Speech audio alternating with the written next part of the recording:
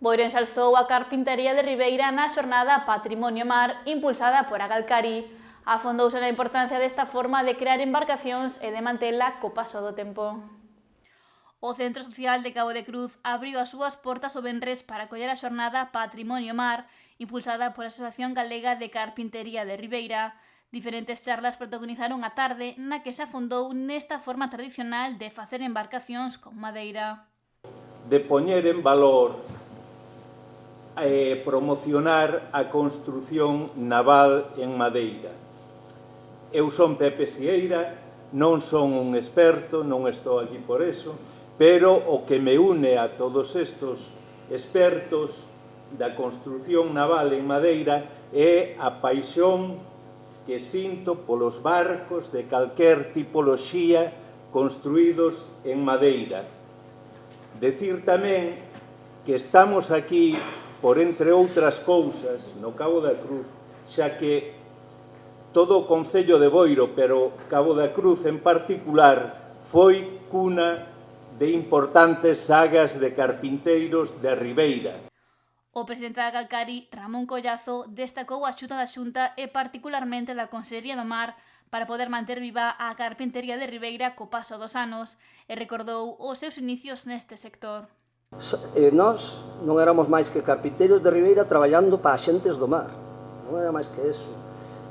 De todas formas, somos a orixe primixenia da construción naval e tamén seña a identidade de Galicia, pero hoxe corremos, vive uns momentos moi difíciles a carpintería de Ribeira e corre serio risco de desaparecer.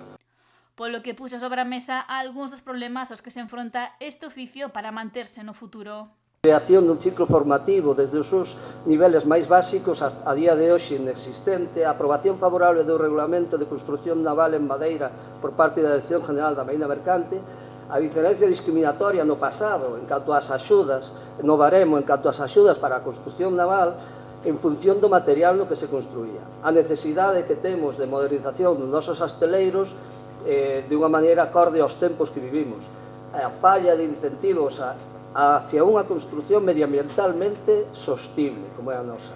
A carpintería de Ribeira é un claro exemplo de bioeconomía circular. O alcalde de Boiro, José Ramón Romero, recordou que o mar forma parte da esencia do municipio e que hai que coidar a carpintería de Ribeira para non perder esta forma tradicional de crear embarcacións. Por iso é moi importante recoñecer e coñecer a nosa historia e o noso patrimonio pesqueiro, pois somos o que somos gracias ás xeracións que nos antecederon.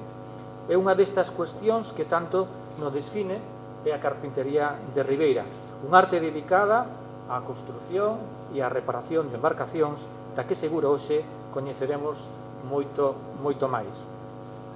Dende o Concello de Boiro estamos sempre abertos para colaborar en proxectos que engloben estas dúas cuestións como é o patrimonio e como é o noso mar. No acto de apertura da xornada tamén participou a directora xeral de Desenvolvemento Pesqueiro, Marta Villaverde, quen destacou a sostibilidade desta carpintería e a necesidade de seguir impulsándoa. Representa tamén unha aposta por un modelo sostible onde a madeira como material ecolóxico e renovable xoga un papel esencial e que creo que debemos traballar para que sigan elaborándose embarcacións deste tipo de materiais.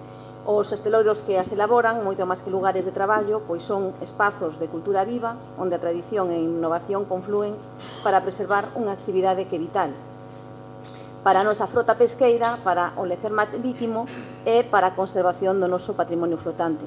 Polo tanto, son lugares, eses asteleiros, onde non solamente se fan barcos, senón que tamén se tecen historias que conectan o noso pasado co noso futuro.